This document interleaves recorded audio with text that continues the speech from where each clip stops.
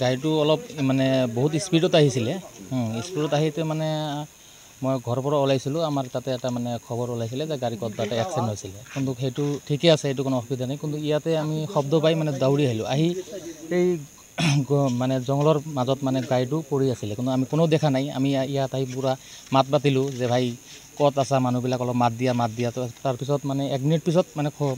খোজাৰ পিছত গাড়ীটো ওলালে আৰু মানে জংঘলৰ মাজৰ পৰা আহি চাওঁ মানে পূৰা সিহঁত অসুস্থ হৈ গৈছে মানে বস্তুটো এজন তাতে ডেড হৈ গৈছে আৰু 3জন আহত আছে 3জন আমাৰ পুলিচৰ মানুহ আহিছিলে সিহঁতক হস্পিটেল লৈ গ'ল পুলিচৰ গাড়ী দি আৰু এজন স্পট ডেড হৈছে মানে 3জনৰ অৱস্থা কেনেকুৱা একেবাৰে 3জনৰ অৱস্থা বহুতো বেয়া মানুহকেইটা কি চিনাকি হ'ল নেকি মানুহকেইটা এতিয়াও চিনাকিকৰণ হোৱা নাই এতিয়া কোৱাৰ মানুহ মানে কোৱাৰ পৰা আহিছে এইবিলাক এতিয়াও মানে চিনাকি হোৱা নাই এইটো 17 নং ৰাষ্ট্ৰীয় ঘাইপথ এটি 17 নং ৰাষ্ট্ৰীয় ঘাইপথ ঠাইখনৰ নাম মণিপুৰ পাৰ্ট 1 হয় আজি মানে অলপ আগতে মানে আপোনাৰ 20 মিনিটমান হ'ল এটা 4চকীয়া বাহন গুৱাহাটীৰ পৰা ধুবুৰী পিনে যাই আছিলে গাড়ীখন তীব্ৰ বেগত আহি আছিলে আহি আমাৰ মণিপুৰ প্ৰথম খণ্ড গাঁৱত তাতে আহি এটা গছৰ লগত খুন্দা খাই গাড়ীখন বাগৰি যায় আৰু এম্বুলেন্সৰ ডক্টৰে কোৱা মতে এজন মানে অলৰেডি স্পট ডেড হৈছে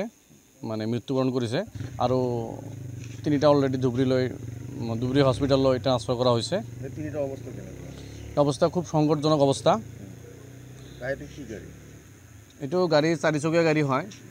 গাড়ীখনৰ নাম কি বা আছে দুৰ্ঘটনাটো কেনেকৈ হ'ল মানে দুৰ্ঘটনাটো একচুৱেলি মানে গাড়ীখন পূৰা তীব্ৰ বেগেৰে আহি আছিলে আহি কিনে গাড়ীখন একদম বাগৰি গৈছে গছৰ লগত লাগি কৰি এইখিনিয়ে আৰু 4জন মানে 4জন আহত হৈছে 4জনে আহত হৈছে এজন নিহত হৈছে হয় ঠাইখনৰ নাম কি ঠাইখনৰ নাম মণিপুৰ প্ৰথম খণ্ড বুলি কয় এইটো কোন থানা আণ্ডাৰত পৰে এইটো বগৰুবি থানাৰ ইতিমধ্যে পুলিচৰ লোক আহিছে পুলিচৰ লোক আহিছে অলৰেডি আহি পাইছে যিকোনো খবৰৰ বাবে যোগাযোগ কৰক 7099017330 লগতে 7099017110 নম্বৰত